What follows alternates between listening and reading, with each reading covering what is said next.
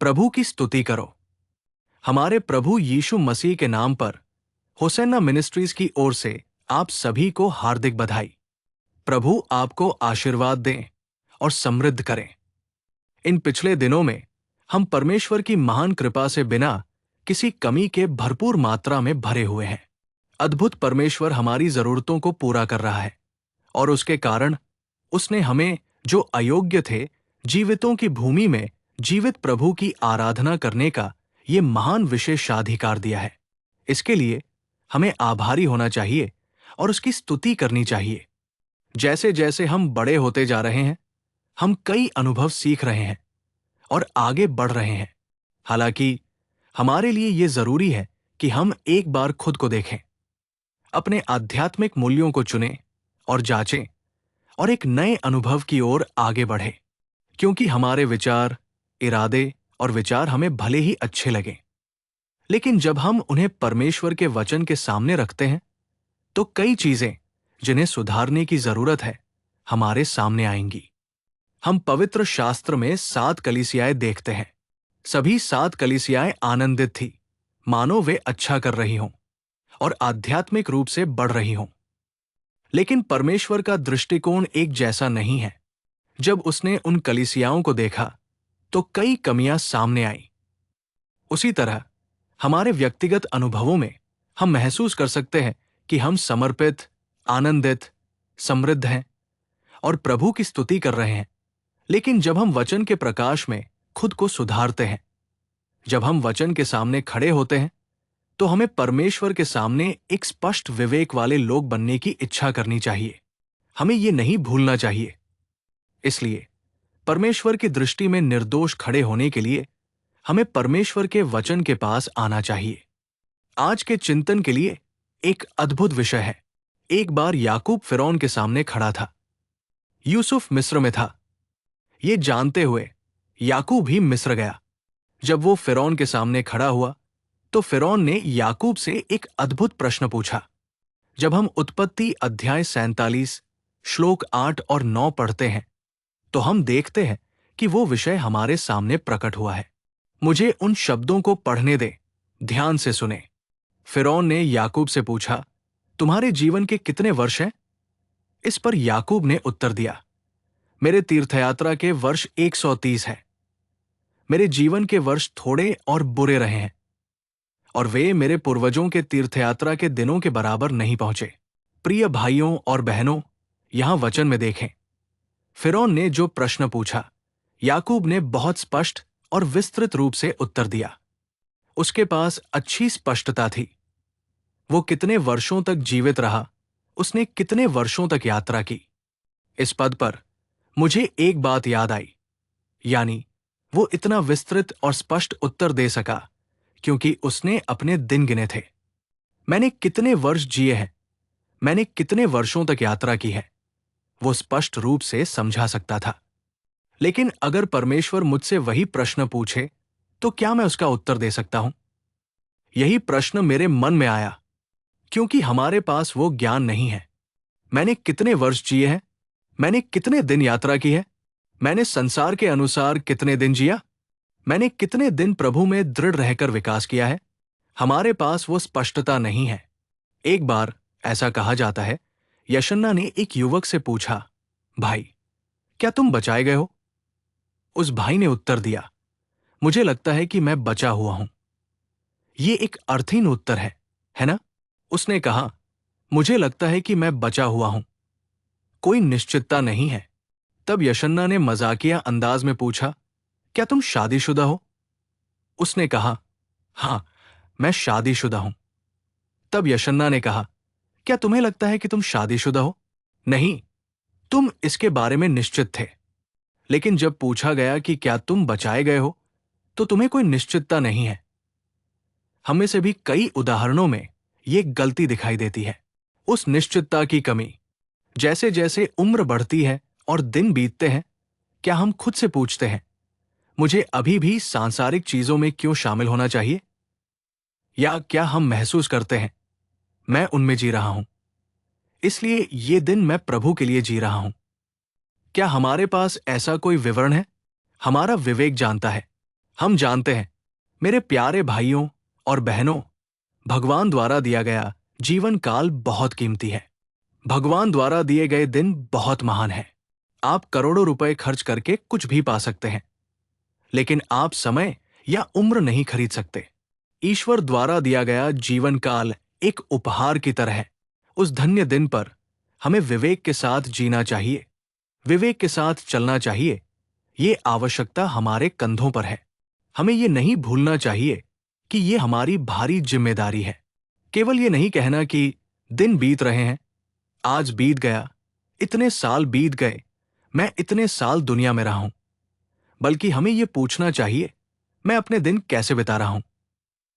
देखिए, पवित्र शास्त्र में हम पढ़ते हैं कि मतूशेलह 969 साल तक जीवित रहा। देखिए, उसका जीवन काल कितना लंबा था। उसने कितना ऊंचा जीवन जिया। लेकिन उन महान दिनों की गिनती का क्या हुआ? मनुष्यों में पाप परिपक्व हो गया। दुनिया के साथ दोस्ती करना, पाप की गोद में सोना, ईश्वर से दूर होना, उनकी नजरों से ओझल होना, उनकी कृपा के अयोग्य होना और दुखद रूप से उन धन्य दिनों को खोना। मैं आपको एक छोटा सा शब्द बताता हूं। उत्पत्ति अध्याय 5 श्लोक 27 में हम पढ़ते हैं कि मतूशेलह के दिन 969 वर्ष थे। वो इतने लंबे समय तक जीवित रहा। लेकिन जब हम उसी उत्पत्ति के अध्याय 6 में आते हैं तो हमें एक आश्चर्यजनक घटना दिखाई देती है। देखिए, मैं उत्पत्ति अध्याय 6 श्लोक 1 पढ़ रहा हूं। और ऐसा हुआ, जब मनुष्य पृथ्वी के ऊपर बढ़ने लगे और उनके बेटियां पैदा हुई, परमेश्वर के पुत्रों ने मनुष्य की बेटियों को देखा कि वे सुंदर हैं, और उन्होंने अपनी पसंद की सभी स्त्रियों को अपनी पत्नी बना लिया। मैं श्लोक 3 पढ़ रहा हूं। और प्रभु ने कहा, मेरी आत्मा मनुष्य के साथ हमेशा झगड़ा नहीं करेगी, क्योंकि वह भी शरीर है, फिर भी उसके दिन 120 वर्ष होंगे। प्यारे भाइयों और बहनों, यहां देखिए, 969 वर्षों का जीवन काल कहा है। ये वो घटना है जो अध्याय 5 और अध्याय 6 के बीच हुई। ये हजारों साल नहीं है। जब हम अध्याय 5 और अध्याय 6 के बीच लिखे शब्दों को देखते हैं तो अध्याय 6 तक 969 वर्षों का जीवन काल घटकर 120 वर्ष हो गया। ये कितना दुखद मामला है। आप देखिए, आज मनुष्य का हृदय परमेश्वर से दूर है। परमेश्वर से मिलने वाला जीवन कम हो रहा है। हम सोचते हैं कि हमारी ताकत, हमारी शक्ति हमारे द्वारा खाए जाने वाले भोजन और हमारे रहने के स्थानों से आती है। लेकिन जब हम जीवन देने वाले परमेश्वर से दूर हो जाते हैं तो जो कमजोरी उत्पन्न होती है वो इन आयतों के माध्यम से स्पष्ट रूप से प्रकट होती है। यदि हम जीवित परमेश्वर की उपस्थिति से, उनकी दृष्टि से, उनके आलिंगन से दूर हैं, तो हमें इस आयत के माध्यम से पहचानना चाहिए कि हम कितना जीवन खो रहे हैं। यदि आप अभी भी पूछते हैं कि यहां 120 वर्ष क्यों लिखे गए हैं, तो इसका कारण यह है कि उन्होंने खुद को परमेश्वर से दूर कर लिया और अपनी इच्छाओं के अनुसार चले, परमेश्वर के विचारों की खोज नहीं की। उन्हें जो अच्छा लगा, जो उन्हें अच्छा लगा, जो उन्होंने चाहा, उन्होंने वही किया। वे परमेश्वर से पूरी तरह दूर हो गए, यहां तक कि उनका जीवन काल भी छोटा हो गया। लेकिन इससे भी अधिक आश्चर्यजनक बात यह है, भजन 90 श्लोक 10 में क्या लिखा है? हमारे वर्षों के वर्ष 70 वर्ष के होते हैं, और यदि बल के कारण 80 वर्ष के होते हैं। प्रिय मित्रों, अब तो वो 120 भी नहीं रहा। मूसा के दिनों में हम पढ़ते हैं कि एक आदमी की आयु 70 वर्ष होती है, और यदि वो अधिक शक्तिशाली हो तो 80 वर्ष। ये वर्तमान परिस्थितियां हैं। जहां तक हमारे जीवन काल का प्रश्न है, जो कुछ दिन हम जीते हैं, मूसा ने कहा 70, 80, लेकिन आज मैं कहूंगा, कोई भी क्षण निश्चित नहीं है। यदि हम इस क्षण जीवित हैं, कपड़े पहने हुए हैं, बाइबल पकड़े हुए हैं, तो ये ईश्वर की कृपा से है। अगले क्षण क्या हो सकता है, हम नहीं जानते। मूसा ने अपने समय में 70 कहा था, लेकिन हमारे समय के लिए यदि हम ये सोचकर खुश हैं कि हम 70 वर्ष जिएंगे, तो ये सही नहीं है। हम पर किस तरह की विपत्तियां आ सकती हैं, किस तरह की परेशानियां हमें सता सकती हैं। किसी व्यक्ति को इस दुनिया को कैसे छोड़ना पड़ सकता है, कोई नहीं जानता, कोई नहीं जानता। इसीलिए मूसा ने लिखा, हमें अपने दिन गिनना सिखा ताकि हम अपने हृदय को बुद्धि की ओर लगा सकें। हमें बुद्धि से भरे हृदय की आवश्यकता है। हमारे पास सांसारिक बुद्धि, शैक्षणिक ज्ञान और इस दुनिया में हम क्या चाहते हैं इस बारे में समझ हो सकती है, लेकिन किसी भी व्यक्ति के पास अपने दिन गिनने का ज्ञान नहीं है। वे सोचते हैं मेरा क्या होगा, और अचानक खतरा आ जाता है। मेरे प्यारे भाइयों और बहनों, जिस सिकुड़ते समय में हम रह रहे हैं उसके आधार पर मैं कैसे जी रहा हूं, मैं अपने दिन कैसे बिता रहा हूं। ईश्वर ने मुझे जो अवसर दिया, ईश्वर ने मुझे जो जीवन दिया, यदि हमारे पास इसके मूल्य को समझने की समझ नहीं है तो हम ऐसे लोग बन जाएंगे जिन्होंने बहुत कुछ खो दिया है। मैं आपको एक उदाहरण देता हूं। एक बार यीशु ने एक दृष्टांत बताया। एक स्वामी एक दाख की बारी में आया और एक अंजीर के पेड़ के पास खड़ा हुआ और वो फल देखने लगा। मेरे मन में ये सवाल था, इसे दाख की बारी क्यों कहा जाता है? क्योंकि उस दाख की बारी में अंगूर की बेलें हैं। आम के पेड़ों वाले बगीचे को आम का बाग कहा जाता है। अमरूद के पेड़ों वाले बगीचे को अमरूद का बाग कहा जाता है। तो फिर अंगूर के बगीचे में अंजीर का पेड़ क्यों लगाया गया? वो अंगूर का बगीचा है ना? उसमें अंजीर का पेड़ क्यों लगाया? वो अंजीर के पेड़ के पास क्यों आया और उससे फल क्यों मांगा? यहां ईश्वरीय इरादा क्या है? अगर अंगूर के बगीचे में अंजीर का पेड़ लगाया जाता है तो जैसे अंगूर की बेल फल देती है, वैसे ही अंजीर के पेड़ को भी फल देना चाहिए। यही ईश्वरीय इरादा है। अगर कोई अच्छा इंसान किसी से जुड़ता है तो इसका क्या मतलब है? इसका मतलब है कि दूसरे को भी इस अच्छे इंसान की तरह बदलना चाहिए।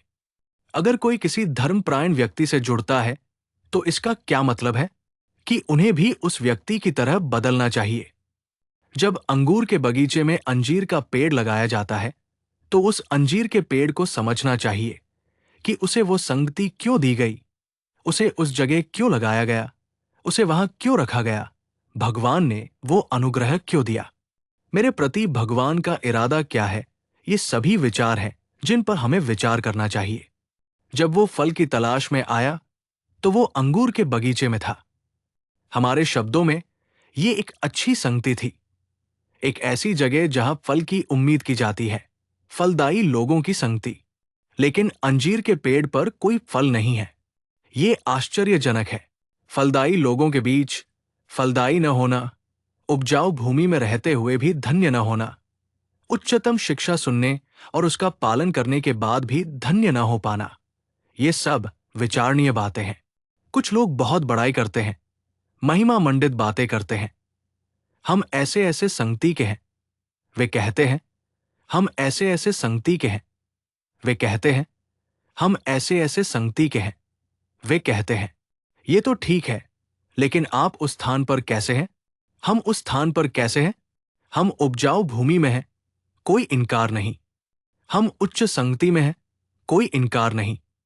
हम ऐसे स्थान पर रोपे गए हैं जहां बहुत से अनुग्रह, उपहार और फल है, कोई इनकार नहीं। लेकिन हम व्यक्तिगत रूप से कैसे हैं? क्या हम उस उच्च संगति में उन लोगों की तरह फल दे रहे हैं जो फलदायी हैं? क्या हम पुण्यवान लोगों के बीच पुण्य अर्जित कर रहे हैं? या वहां भी क्या हम सांसारिक गतिविधियों का पीछा कर रहे हैं, उनका अनुसरण कर रहे हैं और लुप्त हो रहे हैं? मुझे ये नहीं कहना चाहिए, लेकिन कुछ लोग, भले ही वे परमेश्वर की उपस्थिति में आते हैं, यहां तक कि परमेश्वर की उपस्थिति में भी वे अभी भी सांसारिक व्यवहार करते हैं।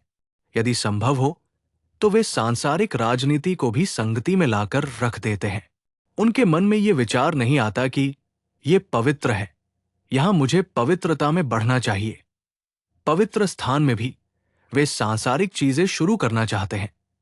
जहां भी वे जाते हैं, सांसारिक मामलों को लागू करना चाहते हैं।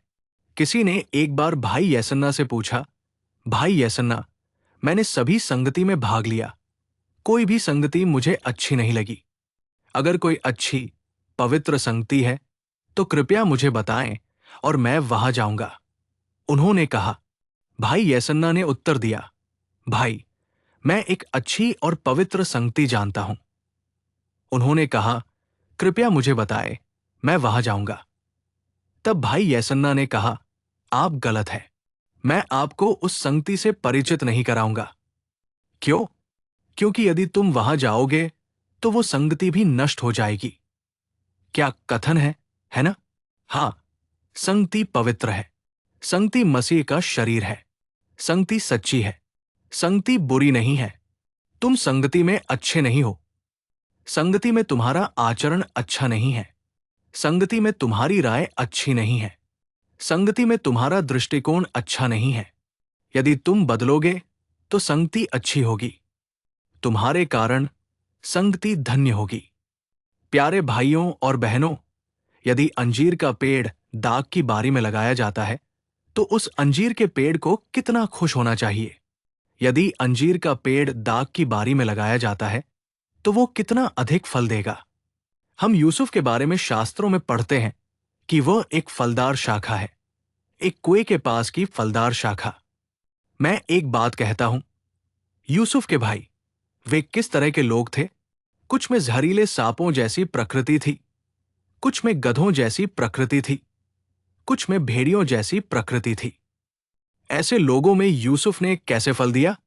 वो कुएं के पास फल देता था। वो एक शाखा की तरह बढ़ता था। हमें इस बारे में सोचना चाहिए। हमें सोचना चाहिए। हमें उस तरह से फल देना चाहिए। हमें बढ़ना चाहिए। हमें उस समय को पहचानना चाहिए जो परमेश्वर ने हमें दिया है। मालिक ने कहा, इस पेड़ को काट दो। देखो, मैं वो शब्द पढ़ूंगा। लूका के सुसमाचार अध्याय 13 श्लोक 6 से शुरू। उसने ये दृष्टांत भी कहा, किसी व्यक्ति के अंगूर के बगीचे में एक अंजीर का पेड़ लगा हुआ था और वो उस पर फल ढूंढने आया, लेकिन उसे कोई फल नहीं मिला। फिर उसने अपने अंगूर के बगीचे के रखवाले से कहा, देख, मैं 3 साल से इस अंजीर के पेड़ पर फल ढूंढने आया हूं, लेकिन मुझे कोई फल नहीं मिला। इसे काट डालो। ये जमीन को क्यों बर्बाद करता है? लेकिन उसने उत्तर दिया और उससे कहा, हे प्रभु, इस साल भी इसे रहने दो, जब तक कि मैं इसके चारों ओर खुदाई करके इसे खाद न दूं। और अगर ये फल देता है तो ठीक है, लेकिन अगर नहीं तो उसके बाद तुम इसे काट सकते हो। प्रियजनों, देखो, शास्त्र के उस हिस्से में माली मालिक से विनती कर रहा है। हां, ये सच है, ये फल नहीं दे रहा है। इसकी वजह से ये जमीन बंजर होती जा रही है, बेकार होती जा रही है। लेकिन एक बात, इस साल भी इसे छोड़ दो। मैं इसके चारों ओर गहरी खुदाई करूंगा, खाद डालूंगा। चलो इसे एक और मौका देते हैं। अगर ये फल देता है, ठीक है, नहीं तो इसे काट देते हैं। अगर हम परमेश्वर द्वारा दिए गए अवसर को खो देते हैं, फिर भी सोचते हैं, मेरे पास बहुतायत है, मेरे पास धन है, मेरे पास ताकत है, मेरे पास बहुत से लोग हैं, मुझे किसी चीज की कमी नहीं है।